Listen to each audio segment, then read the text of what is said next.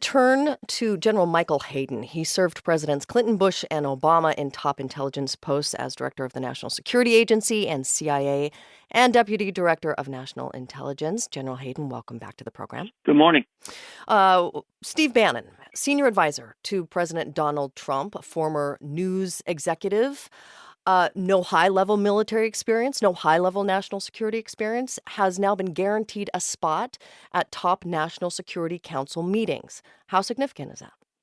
That's very significant. And as Maura just pointed out, very different from what has gone on for the past 16 years. Rachel, I cannot remember a meeting whose results I cared about where Karl Rove was present. And although David Axelrod occasionally attended NSC meetings, he was not what Bannon has now become, a charter member. It seems to me that it puts ideology at the center over the professional kinds of information that the DNI and the chairman of the Joint Chiefs bring to the party. So you mentioned Karl Rove and David Axelrod. These were senior political advisors. So there's a concern here that Bannon is going to inject some kind of politics into national security issues. He will inject politics and his ideological brand of policy, and that will come in the face of what I call the fact guys, the guys coming in with data, the world as it is people, as opposed to Bannon, whom I would categorize as the world as we want it to be or he believes it to be.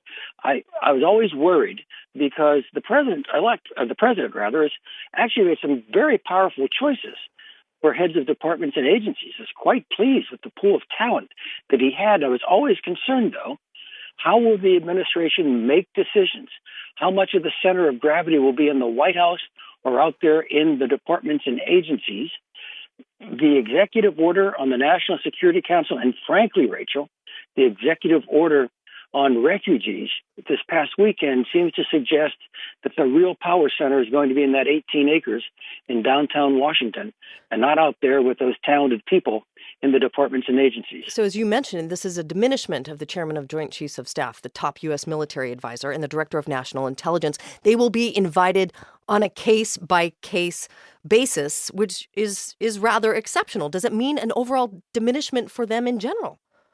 Well, I think what we know so far, what we've said so far, what the order says so far, gives a certain sense of diminishment. Now, they can come to the meetings, but their attendance is at the discretion of Mike Flynn, which is another way of saying that the people who are really controlling events here are in the White House. Mike Flynn, National Security Advisor, yeah. Right, yeah. And by the way, Rachel, these guys are statutory advisors. Bannon is there by presidential directive, but the DNI and the chairman of the Joint Chiefs are by law the senior advisors to the NSC. So this is quite a remarkable setup. Before I let you go, you mentioned the travel ban that President Trump and the administration has put out there. Could I just get your take on that? Do you think, as someone who has studied America's national security threats for so long, that this is the right move at this moment? It's a horrible move. It is a political, ideological move driven by the language of the campaign and, frankly, campaign promises. Promises in the campaign that were hyped by an exaggeration of the threat. And, in fact, what we're doing now has probably made us less safe today than we were Friday morning before this happened, because we are now living the worst jihadist narrative possible, that there is undying enmity between Islam and the West. Muslims out there who were not part of the jihadist movement are now being shown that the story they were being told by the jihadists, they hate us, they're our enemy, that's being acted out by the American government. And frankly, Rachel, at a humanitarian level, it's an abomination. General Michael Hayden, he served in top intelligence posts under 3 presidents. General Hayden, thank you so much for your time. This is NPR News.